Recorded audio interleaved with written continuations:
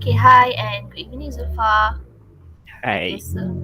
so today we are going and proceed to the next activity, right? Which is activity two, opening and also a closing for a speech. Alright, Yes. so you may present now. Okay. Hi. Uh, about the introduction. The introduction is the first paragraph of the speech. The goal is to let your audience know what they can expect from the speech. In general, there are several ways to start off the introduction. First is the attention grabber.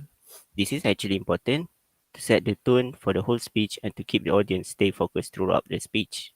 The attention grabber or the hook should lead the audience by giving sense of the topic you are going to talk about and why it is interesting. A wide overly broad claim or plain statement of fact should get the ball rolling. Next, it will be the context of the speech. By giving the context of the speech to the audience can can know your topic and argument. Depending on the subject of your speech, this might include historical, geographical, or social context, an outline of the debate you're addressing, a summary of relevant theories or research about the topic from reliable sources, definition of the key terms. The information here should be broad but clearly focused and relevant to your argument.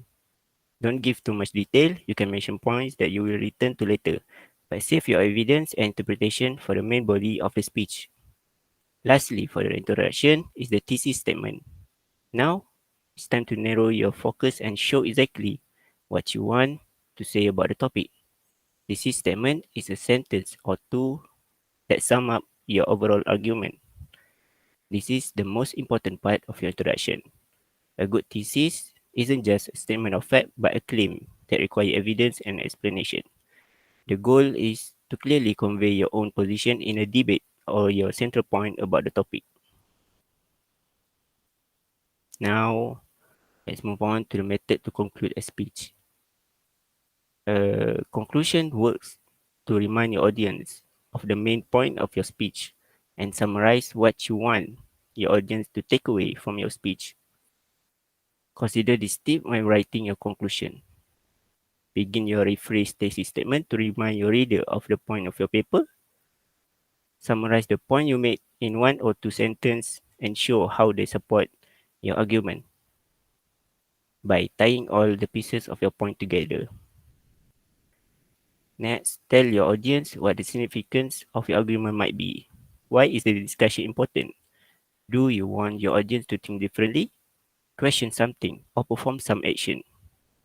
Make a recommendation of what your audience should do with the information you just gave them, or share the importance of the topic.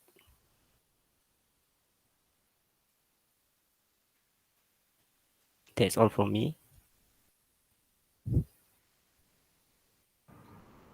Alright, maybe you can share some example how to example of attention getter. What we Attention, can attention get uh, what we uh, can include in the attention getter. in attention getter, you can state an interesting fact or statistic about the topic, or you can ask a rhetorical question that might pique the interest of your audience, reveal the misconception about the topic, share an anecdote or a humor story that relate to the topic, or set the scene of your story by using the who, when, where, what, why, or how. Alright, okay. Okay, I think all already clear explained by you, so far. All right, Yeah. so thank you for presenting and share. I mean, like the technique for opening and closing that should be done in order to make our speech more interesting for audience to hear and pay attention for to our speech, right? Okay, Yes. so I think that's all for today. Thank you for coming. Thank you for coming to this meet. Okay, thank you, Hannah. Okay, good night. Yeah, good night.